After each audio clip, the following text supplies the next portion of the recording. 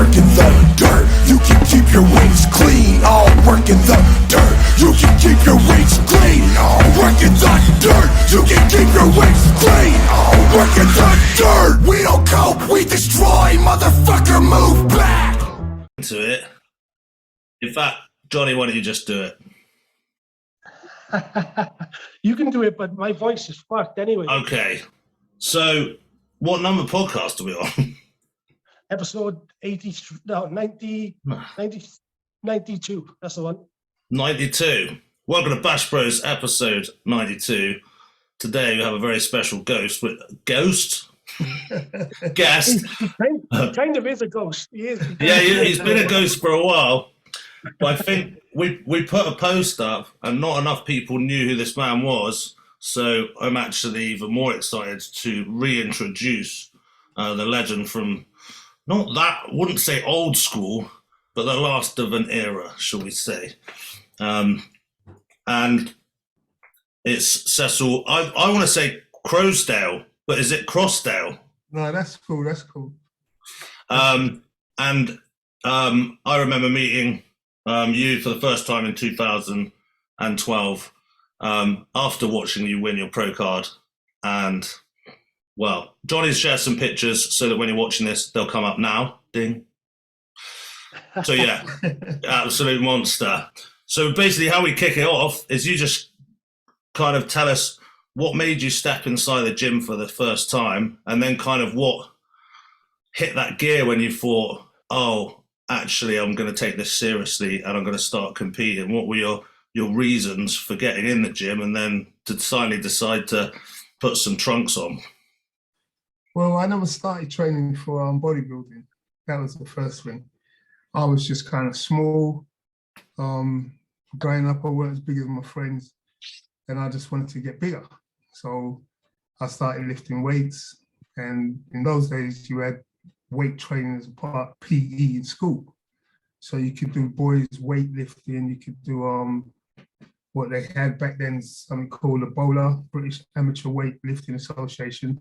So you could lift for the powerlifting in that kind of organization. And just as a kid, like my teens, at 14, 15, I started doing that. And then growing up, it was more, you know what I mean, just want to look out for yourself, be, you know what I mean, strong enough and tough enough to, you know what I mean, handle yourself. So I kind of started training in that way. Then I started to kind of, you didn't really get much information about how to get big, what to eat. You ask the big guys ain't really telling you much. So you had to kind of learn, you know, study and do what you could do to kind of, you know, understand what you're doing. So I did that and then started to work in the gyms off the back of that. And then having access to the gym, you could train all the time. So it weren't a thing where you kind of, you know, had to go gym membership, that kind of stuff. You could just do, you're always in the gym, you've got the keys because you're working there. So that gave me access to train. And then there was a point when I started to do boxing and couldn't get any fights and kind of got a bit disgruntled with it. And then went back into training bodybuilding in the gym. And then we went to a competition supporting one of the members who was doing a bodybuilding show. And we went to watch the show. And whilst we was there in the group of us, the members, they were saying, oh, you could do that. You look better than him. You could win. You could blah, blah. So I went and did the following show the following month. And I won the qualifier for the British Championships. This was back in the 90s. So I started to train for, you know, the British Championships. So hold on, you went to your first show and you went, I could do that. And then a month later you won and got your British invite. I got qualified, a month after I qualified for the British. And then... After a month. No, it weren't a month of training. I've been training throughout, but but just the idea of seeing your first show and going, I can do that, and then a month later winning is what a lot of people won't manage in their lives. Well, I don't know, because I look at it as there's small shows. You know, you pick an area show. In those days, you had to qualify for the British Championship, so you pick an area show. So you could choose a small show or show you know you might win. or qualified by coming second or whatever. What weight class did you do for your first show, or was it first timers, or what? Light heavy. I did under 90 kilos. Light, so you jumped straight into the light heavy for your first show. And I know back in then, even though the small shows, the people that turned up, you had some good guys in there. So it wasn't a fucking easy win. You just walked in, won the light heavies for the first time, open class, and now you're into the British. Yeah. Yeah. Anyway, I done that. I didn't really see it as much, but I done that. And then done the British and I came fourth. I wasn't happy. I thought, I wanted to win. But everyone was saying fourth in the country, it's a good achievement. So on first show, first time. So the second year, I started to take it a bit seriously, think I could do it. So I won the London Championships, qualified for the British the following year, came second in the British Championships. And that was kind of what kind of put me in the sport, because the champion had been winning previously all the years before. So when I've come now, I've kind of beat all the guys who were placing second to him and seconds, to the champion. So I've kind of stepped up now. I'm in the league as all the other guys. So I just kind of took it from there, and then I started to live the lifestyle, do it properly. And then I did another show the following year, didn't do so well. I placed sixth in the British. I weren't happy, so I just, came away from competitions. But I carried on training, carried on working in the gym, as always did my thing, What year was that? Do you remember, like when you started your gap? That was, I think it was about 1994, from 1994. And then I made a comeback 2000. Qualified for the British, but then didn't do the British. Then I had a big absence till 2010. And then that's when I came back into the sport, won the London Championships. The following year, won the British Championships, got my pro card. So that was kind of the competitive history, how I stepped into the sport in terms of competing. You was one of my dream killers, because at that point, 2010 was where I was smashing it, winning the light heavies. And then you turned up one year and just fucking wiped up and took the pro card away from all of us. So another one of my dream killers. Thank you very much. I don't look at it like that, but you're still a champ. You still, how are you doing, man? What are you doing nowadays? It's all good, man. All the same. It's more about just staying healthy, training hard. I retired from competing about 5-6 years ago, but I still love to train. The training's still the same. I just don't eat half as much and gears minimum little cycles here and there. But same old. You still training hard by the looks of things. Sorry, can I just ask what age you were when you won that pro card? I think I was in my 40s. Because I remember when someone told me, I was like, what? What? If I remember right, you was a heavyweight, and you was the very bottom end of the class, weren't you, weight-wise? What did you weigh when you won? Yeah, I was trying to make the heavyweights, because I did the show before, the year before. Harold just won the weight class. He was heavyweight. Yeah. So I was trying to get up. I was trying to get up to off season. What I've done, I tried to put my weight up to super heavy, as heavy as I could get, and then try to diet back down to heavyweight. And that kind of put a lot of pressure on me. I couldn't get beyond a certain point. So I was stuck around 16.4. So I used to train at Crayford Gym, and Paul Knight said to me, the Kent Classic was on, go and do the Kent Classic as you are, don't try to come down anymore. So I said, all right, done the Kent Classic, won the Kent Classic, got won overall in the Kent Classic, and that qualified me to do the British the following year that we're talking about. kind of lost my way coming into the British in terms of holding the size or trying to stay a super heavyweight. So I thought I could maybe get down, qualify, and then get down to heavyweight, but be at the top end of the class. But I couldn't get my weight down. So went to the British, I weighed 16.5 stone, trying to dry out. Woke up in the morning about 16 or just over 100 kilos. And that made me feel flat. So I weren't really sure whether to do the super heavies. So I was speaking to guys from the gym, and they were saying to me, just do it as you are. Don't try to. I was going to walk it off. I was going to go for a walk and try to get the excess off, but I couldn't. So I didn't feel like it, to be honest. So what I did was just do the class.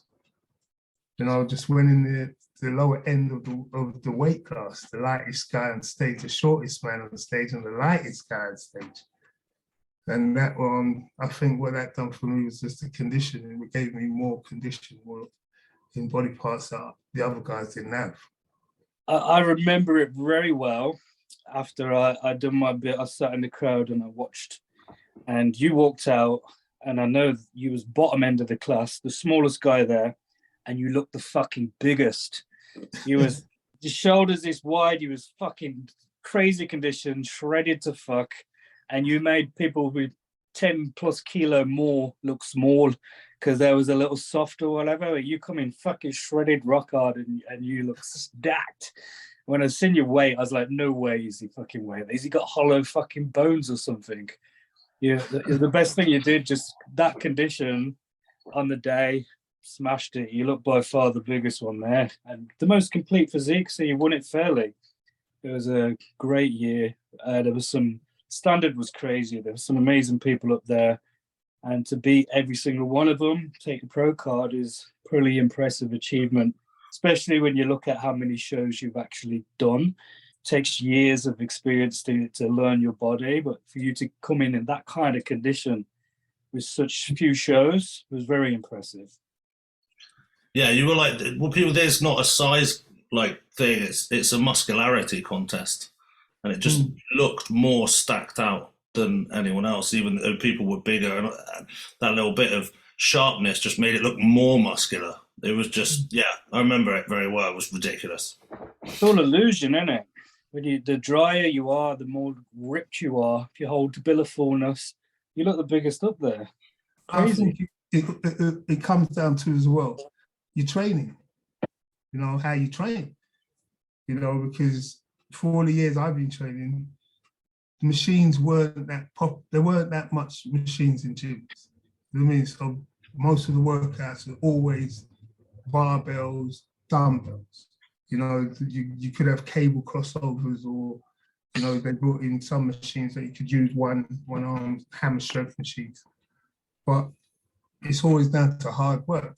And it's quite ironic. It's quite ironic that you've said that, because there's been a post floating around by someone in the industry recently who has been making claims that all the machines are superior to free weights and compound movements, and that people should come away from compound movements for development. So it's quite funny that you're saying that, to be fair. He's saying that. You just got to understand what kind of training you're doing.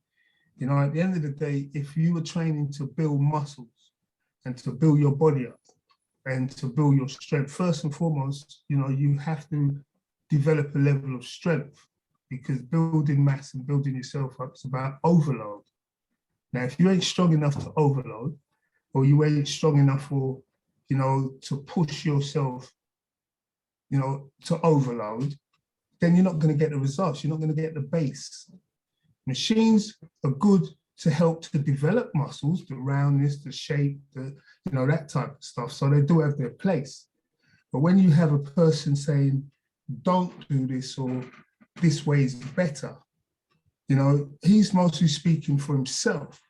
You know, he's mostly, you know, you got to bear in mind that most guys who have big muscles have to be training for, you know, a few years. So most of them guys didn't start on machines. If you sat them down and said, honestly, did you build your strength doing cables? You know, one arm this, one arm that. You didn't. You did bench press. You wanted to improve your bench. You know, when it comes to talking about repetitions, you do a 3-plate bench. You lift it for 5 times. You want to get 8. So you always want to push for those a little bit more reps. So those are kind of training that sets the foundation that you develop your muscles on. Then you got to decide why you're doing that. If you're a bodybuilder, then you have to build this level of muscle. Then you have to shape it in line with what they judge it on. So then you're going to have to do a bit of cables. You're going to isolate. You're going to hit the shoulders from the sides. You're going to do what you have to do to enhance your shape so you can win the shows. So you have to bear in mind that there's so many different ways to train. Any coach saying this is the only way to train, he's selling something. He's trying to market himself. He's trying to market his way of training. So he's doing his thing. You understand? So going back and forwards and trying to argue, a man who doesn't take criticism, the minute you put yourself out there and you say this way of training, or I see people doing things that's doing it wrong, you open yourself up for those people who do those exercises to come back at you. So they're going to come back now and they're going to say something that your way of saying is wrong, his way of saying is the best way. The machines are not better than compound basic movements because it requires different things from your body. You know, stabilizing, picking weights up, being able to have the skill to hold it in place whilst you're, working against resistance. That brings in different parts of your body, your core, different areas. A machine, you can sit on a machine and lose that advantage because you just brace yourself into the machine and then you can pull. And sometimes you lose resistance depending at what point you're pulling the weight. The beginning of the movement could be hard. And then when you get to about here, it could be just, you can do that with the weight, and you've got heavy weight on the machine. So you lose that natural brace, to get your leverage point and, to work against, dead weight. So it can't be better. It's just different. It does different things for you. So, that's the long of it. But, it's then one's not better than the other. It's what you're doing it for. Why are you using it? Mate, I've seen you train. You used to come up to Ultimate Fitness and train with us sometimes, and you smash some crazy weights around with great form, like the big, heavy compound movements. And when you walked on stage, it fucking shows. Because I've never known anybody who's walked on stage with that granite, fucking thick, dense, rock hard muscle if they don't do those heavy compound lifts. And they can do machines all day unless you're an absolute genetic freak like Phil Heath or somebody who just seems to grow no matter what.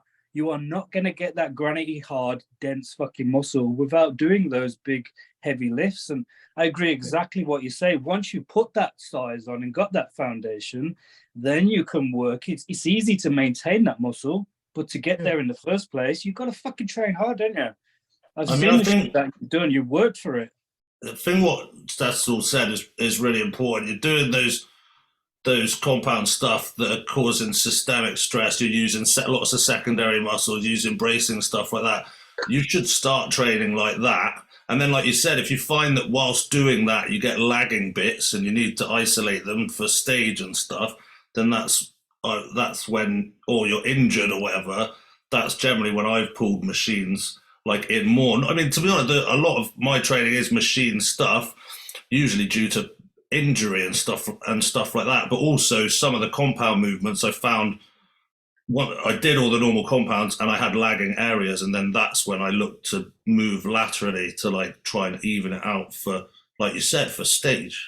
I was just going to say, Dan, I mean, like when you were small, like when you was 2 weeks old,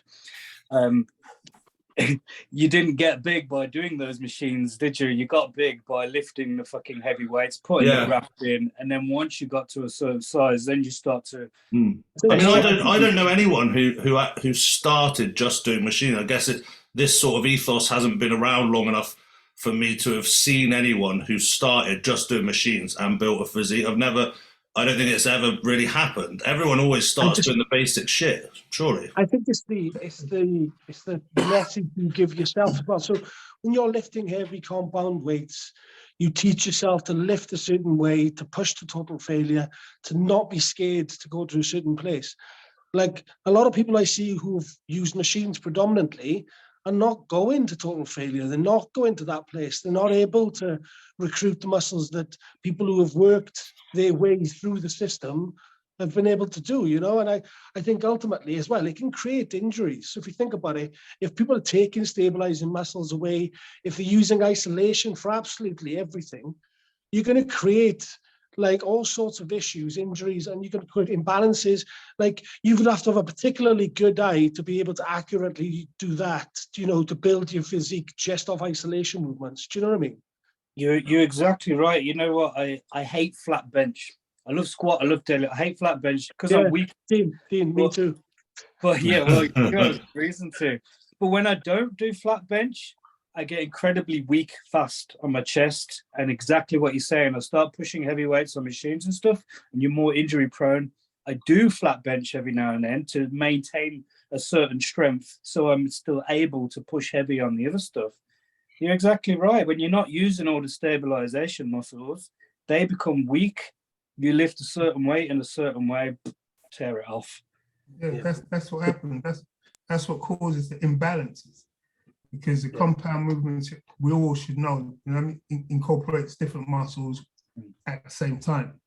So when you take that away, those assisting muscles, they're out of balance. Do you understand what I'm saying? With the antagonistic muscles. So what they should be supporting when you know, your back should be supporting when you're pushing, you know, you're losing that counterbalance. You know what I mean? Because you're using one arm just to, and one arm exercises can throw you out balance because you know, you're pulling one way and then you're leaning the other way, so you're developing the muscles, you know, from different kind of. You cannot get the balance, always get the balance right. You know, so sometimes you've got to kind of know when to incorporate machines. You don't use machines. If I was, my advice goes out to beginners. You know, people just starting out, people who are kind of up to intermediate stage. You know, and try to kind of encourage them when you're starting to train, develop your strength. You know, you're lifting weights. You've got to have a level of strength to work against that resistance so you can brace. You know, you're picking something off the floor, your body can, you've got the angles, the leverage, so you can be safe lifting weights. It's simple as that. You've got to build your core strength first. So get stronger. As you get stronger, you're eating food, your body will develop. You understand?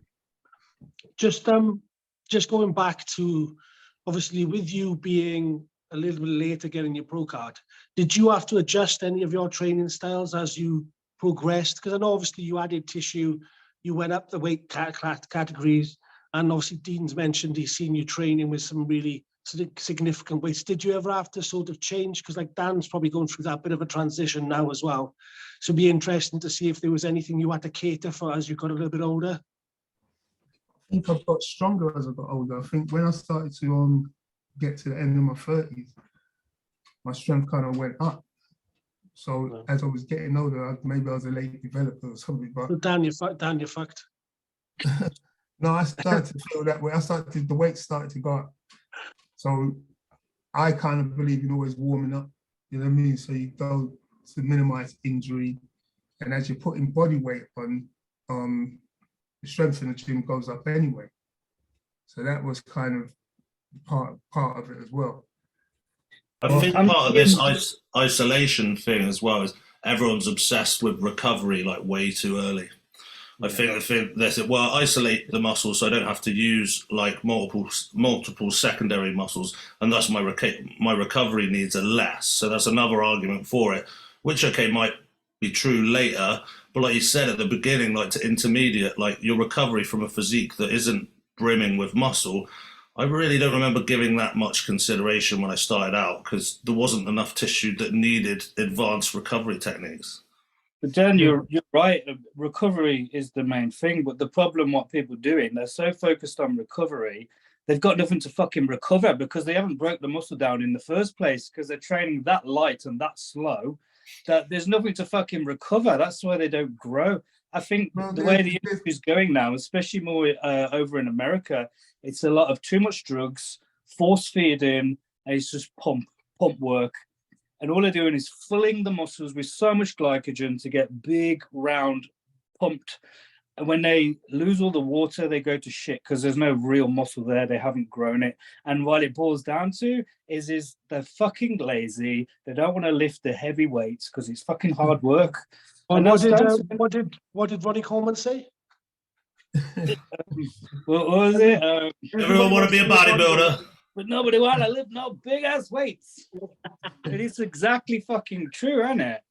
Like you can pump the muscle around all day and you feel great and you look great in the gym, but are you growing the muscle by pumping it around? You're pushing more nutrients to the area, but you're not actually breaking down the muscle unless you're taking it past failure and putting enough stress on the muscle. Just as Cecil was saying, you've got to put enough fucking weight to tear the muscle down. Or you've taken time to become strong enough to do those isolation moves with enough weight worth doing. Yeah, there's definitely a time and a place for it, but I think you've got to put the heavy hard work in. As the industry is going now, Cecil, you must have seen it now. How do you think the modern day age of bodybuilding, this industry and training is going compared to, say, when you took your pro card or when you was smashing it at your strongest, hardest point? No, the only thing I've noticed is a lot of this, cable stuff, and people.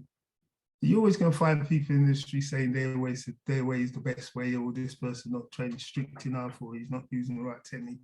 So you're always going to find that, but it should be based on results. If you see someone training, when I used to watch people train, you used to see someone lifting the weights and they were big.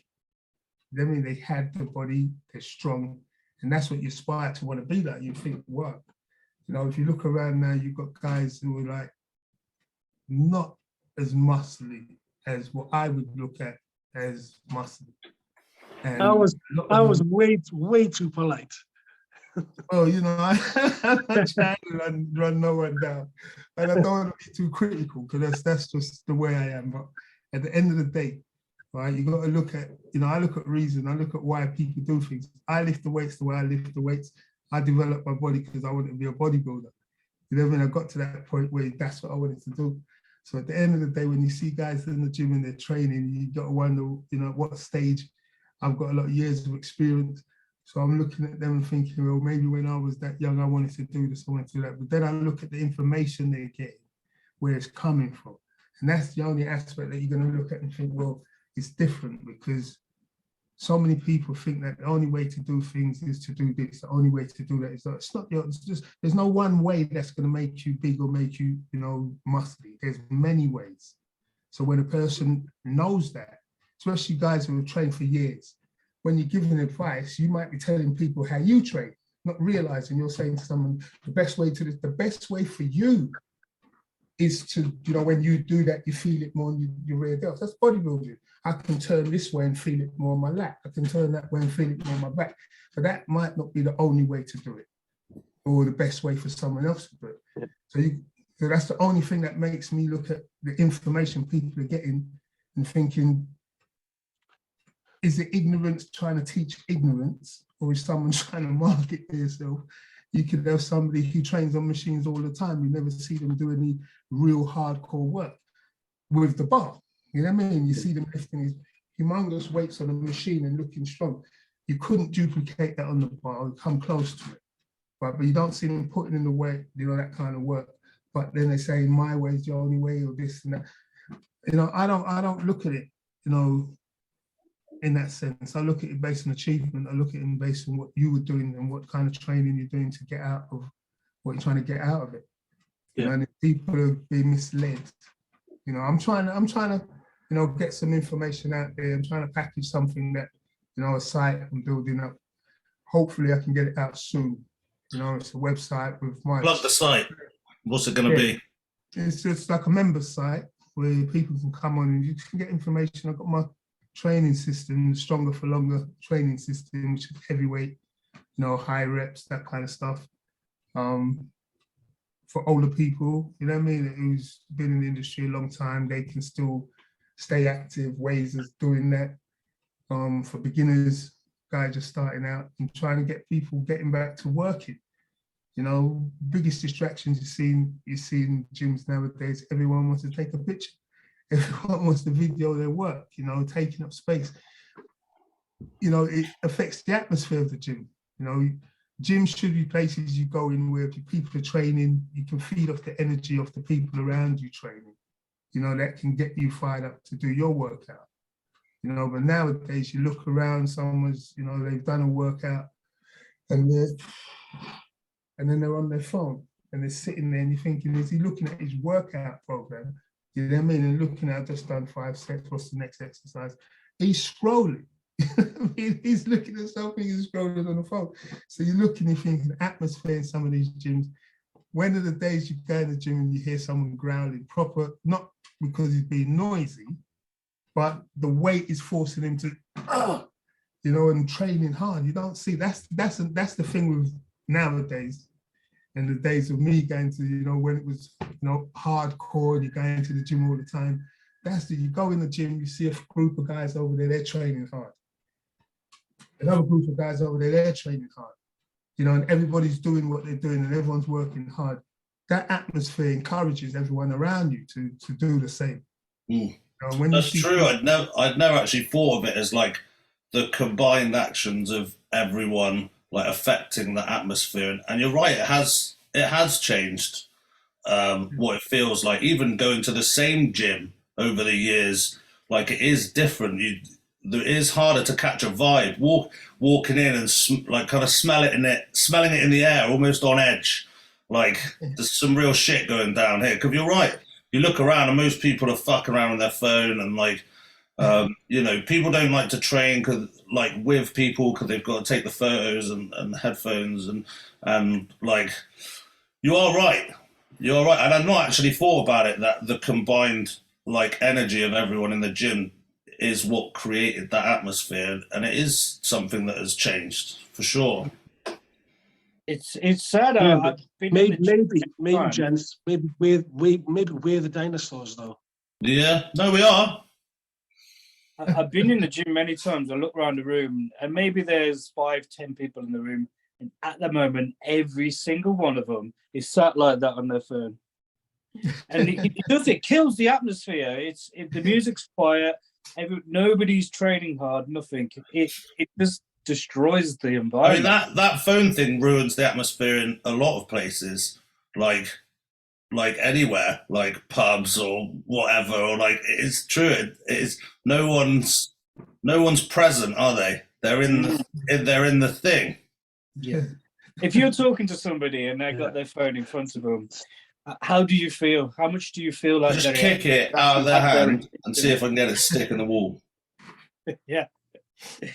This is no word of a lie. I feel like a bit of a bad person for doing this, but in the moment, I was training hard in a session and I went over to a bench. It was quite a busy gym, and there was a girl on one bench doing some little kickbacks, and the next bench next to it was the only bench that was free, but it had a camera and a tripod on the bench filming. Well, I think she could see what she ate for dinner because she didn't have many clothes on. It was right up the butt back of her asshole. And I politely said, "Excuse me, can I use this bench?" And she was like, "No, I'm using it." I kicked the fucking camera across the gym and the tripod. It was only a cheap piece of shit. And I don't feel good for doing it because it was her camera. But am I right or wrong for doing that? I mean, the thing is let's read the cascade of wrongs. The bench wasn't being used. It was the only one available. It wasn't being used. Fucking tripod. Having a tripod on a bench it's not being used. That means it's not being used. And so the right thing to do from her was go, "Oh yeah, sorry," because the priority, cool, film your stuff. I'm old, I don't fucking understand it, but cool, film your stuff. But as soon as it interferes with the number one priority in a gym, which is training, it's delegated. You are But then, removed. am I costing her money? Because that could be a fans only on her bumhole.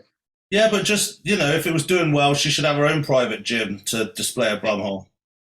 They were going to start somewhere, Dan. If she spent more time fucking training hard instead of actually filming her bumhole, she would have had a decent enough ass for people to look at. I'm surprised you didn't make it onto a viral video about how this guy kicked the camera across the gym.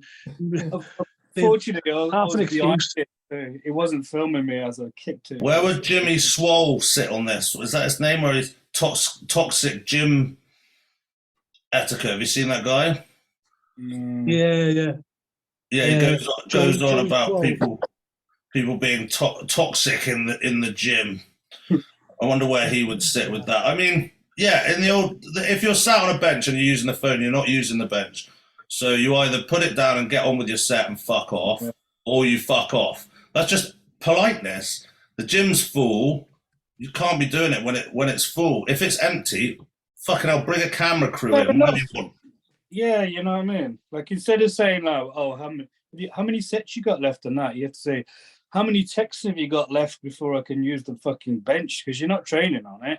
Like, it's fucking annoying, isn't it, when you actually go to the gym because you want to train hard. I know everybody pays their membership and they're entitled to use the same machines, but come on, have a little bit of respect for the other people.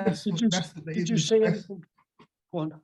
That's what the industry's become when you have all these big gyms with, people coming in and wanting to get rid of all the big guys in the gym, people feeling intimidated. So there was a time when there was a big kind of, some gyms don't want bodybuilders training in some gyms because, the members and, intimidated and stuff like that. So they had to kind of look at it like, oh, these are the paying public. But it's what you go into the gym for. You know what I mean? Because you can have a big guy as a paying gym member as well. You know what I mean? He's coming to the gym and he's training as well, and he wants to get on with his training. And you're kind of breaking up his kind of, I don't know, concept. Yeah, but that's the thing, is like, if you're in the gym training, doesn't matter how big you are, how much weight, if you're hugely obese, like, I'm on your team. I want you to go and do it. Do your thing, and I'll wait for you to finish your set. As long as it's it's a set, no one's pulling rank over like being like that. It's just like, if you're actually sat on there just fucking around, then you'd move. If I got a phone call and it was an important phone call, I wouldn't, because I never take my phone, and I would just leave the gym floor to go and take that call, or to go and to make sure that I wasn't in the way for someone else. That's just politeness. That's just like common decency, right? Dean, did you take the opportunity to say something cool before you kicked it? Yeah, like Team America. I was in the moment. When you get angry and all the blood from your frontal cortex goes to the back and you're just fucking stupid, so you do stupid shit. Well, that kind of happened. So no clever remark came out. I just booted the camera in a little rage. I'm not proud of it, but it happened. I'm proud of you, if that counts. Cecil, okay, so taking it back, right, to learning a little bit more about you. So you won your pro card. What happened after that, bud? I did the show the following year. I did, I think, the Grand Prix in Manchester. I came 10th first time, so that was all right for me. That was what I was kind of shouting. I was saying I wanted to place in the top 10. It was in that lineup. What? A few big names. Sean Roden, Rolly Winkler, I think Tony Freeman, guys like that. I'm not sure, but I know Sean Roden won the show. There were Mr. Olympia and a few like top 5 Mr. Olympia level athletes. I fucking didn't beat them on my first pro show. No, but that's what I did first pro show. Then I just kind of had time away. I didn't compete until 2016 after that. Placed 7th at the Body Power show. For me, that was improvement on 10th. You know what I mean? The first show was 10th, second show 7th. That was the Grand Prix of Graham, wasn't it? The Grand Prix at Body Power. When Simon put Yeah. on. Yeah, that was the body power show. Yeah, There's some Nathan. big names in that as well, didn't it? Branch Warren was he? He was. I think Rolly Winkler he won that show. Yeah. Oh, that one. Yes, yeah. Sorry. Nathan the Asher came second. Oh, who else was there? Some more European bodybuilders. Do you think you're a little hard on yourself? Like your first show you ever did, you won it. You're like, well, it wasn't very impressive. You got invite, went straight to the fucking British, and you came the 4th in the whole of Britain. And you're like, it wasn't good enough. Most people will spend 10, 20 years to even think about trying to get to that level. And most will never, ever get to that level, which you did in 2 shows. I want to win. That was my mentality back then. You know, you do it to win. You know, it's like you're not trying to play second or first. You're training for number 1 to win.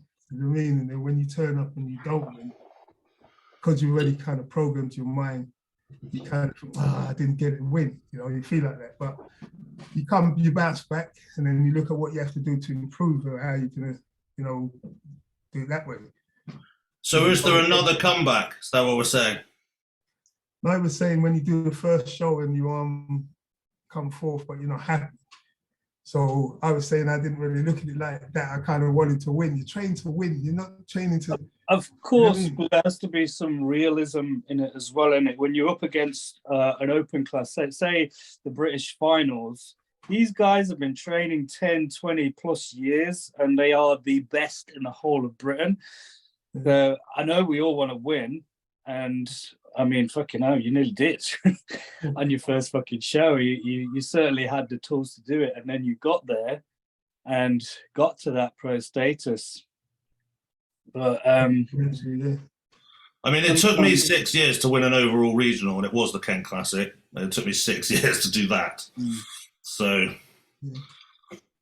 I've won my first qualifier, and then I've won the British as a junior. And then I took a couple of years out, and I came back into the open class, and I got my fucking ass handed to me.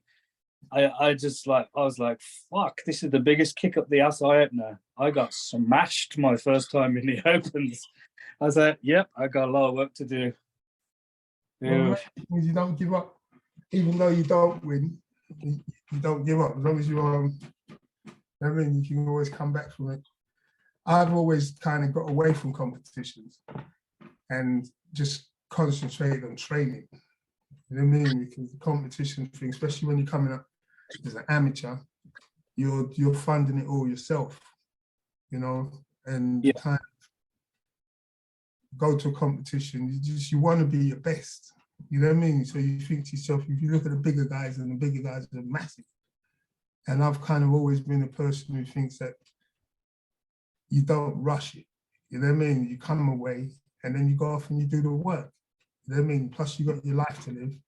So you got to think, you're not gonna just put everything into one thing if you're not getting anything, no returns. So at the end of the day, you get on with life, you concentrate on what you'd like to do. You like to train. And that was me. I like to go to the gym on training. I like to, keep myself in shape and do the things and do it that way. So I stay in the gym. I'm not going to just do it for one day and then do a competition. I'm training. I'm going to improve my legs. I'm going to improve my squat. I did a leg press, and I could feel where I was, it felt strong coming down to this point, but just at that bite there, it felt, I didn't get the depth because it was too heavy. I didn't feel strong there. So I'll focus on that. You know what I mean? I'll go in the gym and I'll be working to, and concentrate doing my training. And then when I'm ready, so I feel like, I'm in a place where I can do it, no interruptions, nothing going to come in between my prep, I'll get ready for a show. You know what I mean? And sometimes it's the 3 years, the 4 years that you take off that makes the big difference. You know what I mean? You train for all those years. When you was prepping, especially like when you won the British, your condition was pretty impressive. Did you prep yourself, or did you have a coach? Did you have anyone helping you along the way? No, I prep myself. I had years and years ago, I had somebody kind of give me pointers. but then I kind of worked out what I needed to do years ago. And then I pretty much know about, I studied it, the carb loading, I mean, your sodium, potassium balance, how to deplete, how to load up for a show, how to load up to the show so you're still carbing up on the day of the show. And sometimes back then, it weren't just about getting in shape. You're trying to make a weight class. You know what I mean? So you're coming down from maybe 16 stone to 14.2, and you have to make that weight. Plus, you want to be at the top end of the weight class. You know what I mean? So you got to know how to adjust your weight, how to manipulate your food, what to take out, your cardio, and how to hold it, and then how to make weight. So you know what I mean? So you get under that. It's stressful, isn't it? I mean, when I used to do the light heavies, every morning of the show, I'd weigh in. The cut-off point's 90 kilo, and I'd be like 89.9, 89.10, or even 0.1 under every time. And sometimes the night before, I'm a stone overweight plus, and you're panicking like, fuck. And the process has happened. You learn your body, don't you? I've done all kinds of crazy shit to get my weight down. I've done caloric irrigations. I've obviously manipulated water. I messed about with diuretics. I took a whole packet of figs and prunes and shit 6 kilo overnight. I've done all kinds of crazy shit, and always found you always look the best when you don't do anything fucking stupid and you just keep it all nice. If you look awesome a week before the show, don't change anything, do you? You just manipulate your water a bit, bring those carbs in a little more, pull the water back, unless you've got a big drop to make a weight category. But I think my thing back then was we never cheated on our diets. We didn't have cheat days. You know what I mean? If you cheated, that would throw your condition out. Yeah. Because the standard of condition is always to be ripped. They weren't just cut. And, a lot of bodybuilders nowadays, they don't have that, cross striations, the legs, and you know what I mean? The real sharpness. They get lean and they think they're ready. I'm like, what are you on? That's my off season. You're fat as fuck. Until you got straightened glutes and hamstrings, you're not lean because your abs are on show. It's crazy now. I don't see many people in that kind of condition that what you brought back. I'm trying to bring all those methods. Funny enough, I was going through some of my old papers, and I found some of my weight training books. This is like a book, I don't know if you can see it. This is a school book I found. It's weight training, powerlifting from 87 to 88. That's one of my schoolboys' books. Right, this is my program.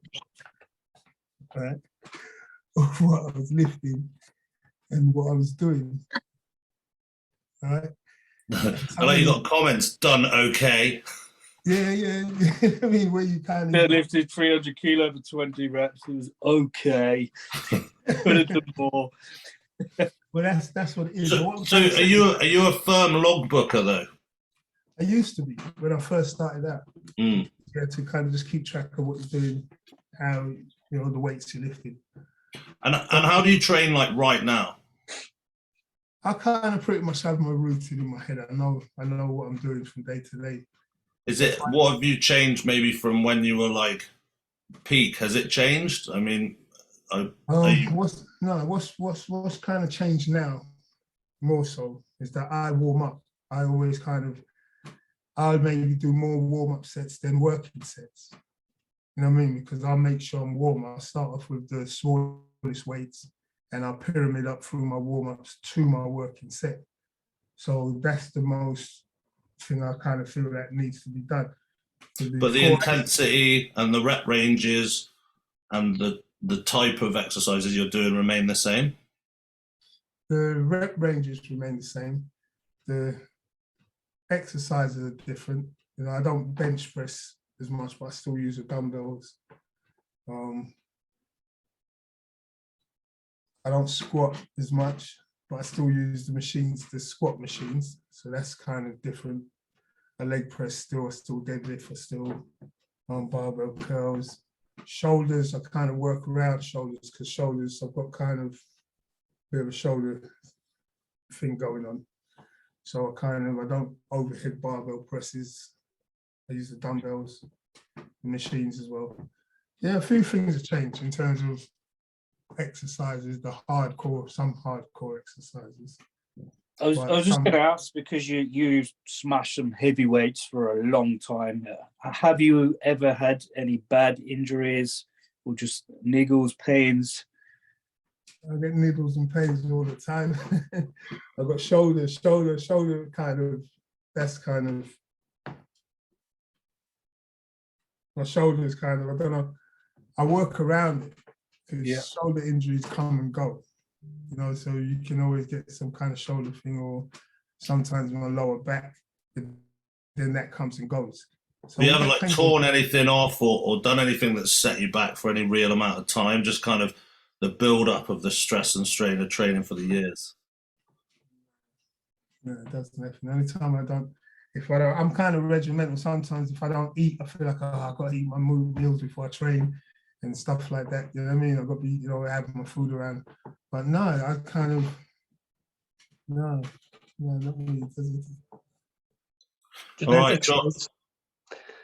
Right. Yeah. So, Cecil, rather than obviously keeping this podcast for too long, because a lot of our viewers do tend to zone out after an hour. So what we like to do is to finish the podcast with three top tips. There used to be 5, it's now 3. So we haven't given you a heads up, so they're going to be shooting at the hip. So don't worry about the quality of them. They don't have to be life-changing. But just 3 tips for people watching or listening to this podcast that you could give, in hindsight, maybe. Tips in training? It could be in life or anything. Learn to understand things before you judge. If you can make decisions, and get all the information you need from both sides before you make any decision about anything you want to do. If someone gives you advice, listen to it, but take it away and weigh up and see if it suits you, if it's good for you before you do anything, that someone tells you to do. So it's just a moment of thinking before you act. Nothing's wrong with that. Get all the information you need on both sides of anything before you decide. And when you get advice, weigh up before you use it. They were very wise words. Have you always been that way, or did that come in time? No, it comes in, this is just experience. If you have something happens, someone gives you advice and you take it, you just jump and do it without thinking about it. Consequences are on you. You can't take that to court and say, someone told me to do it. Do you think it's a problem this day and age with people rely upon coaches so much, and a lot of the coaches have no fucking clue what they're doing, and they just say, do this, do that, take that, and they just go and do it. And I've heard stories where people have fucking died because their coaches have used the wrong stuff.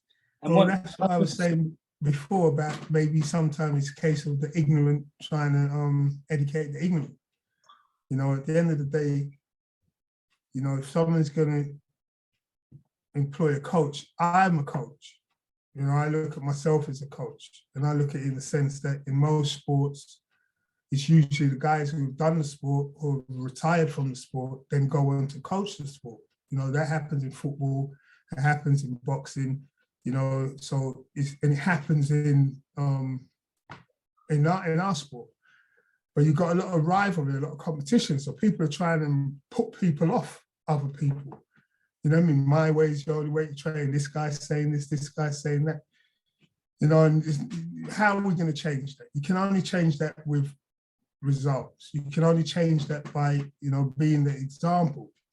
If someone comes in the gym and they see you training a certain way, and then they see you developing, or they see you getting big, or they see you winning competitions. Bodybuilding is not just about being big, it's about having the shape and that kind of stuff.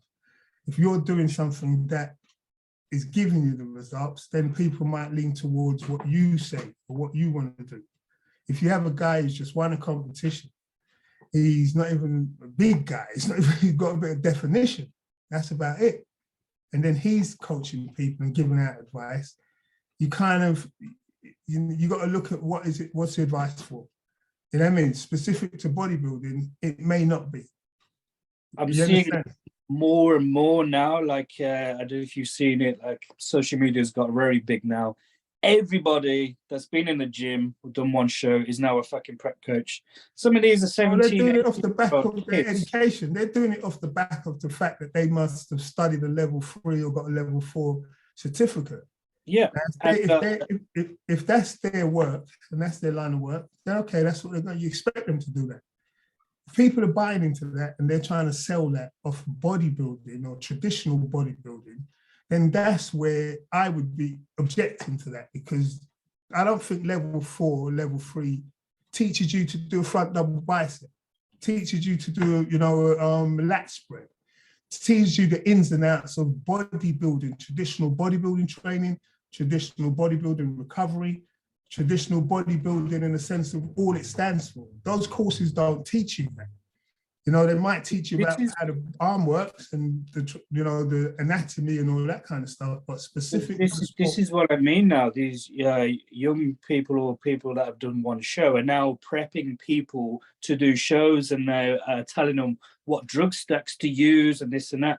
And I'm not being funny, but you can read books all day long, but sometimes it doesn't work out on paper to what it does in the real world. You only get that from wisdom, from experience, from fuck-ups, from years and years of doing it yourself and doing it with other people. So somebody like yourself who's been in the field for such a long time, who has so much wisdom, you kind of have the right recipes, and not just for yourself, but for many different body types.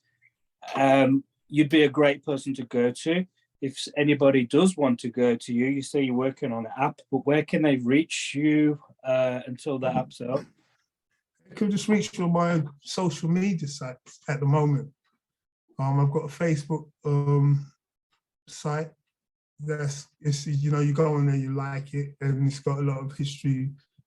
As it stands, it's kind of just giving you background history of what I've done, and videos of me training, and a history of my competition history. So that's kind of just a descriptive kind of social media site at the moment.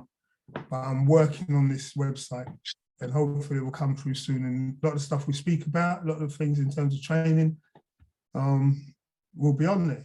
Yeah. So your Facebook account, is that just your straight name? Yeah. So we'll have that in the link below if anybody wants to see that. You just put the name in, it'll come up. The YouTube channel will come up. Google will come up as well. So you find a lot of stuff that is stuff that's been done. So it's kind of still valuable because it's stuff that's been done. Yes, spot on. Well, listen, Cecil, I appreciate you giving up your evening for us, bud. It's been nice. Again, some insight into your career and on your processes and stuff. We have had a myriad of different guests on with different approaches.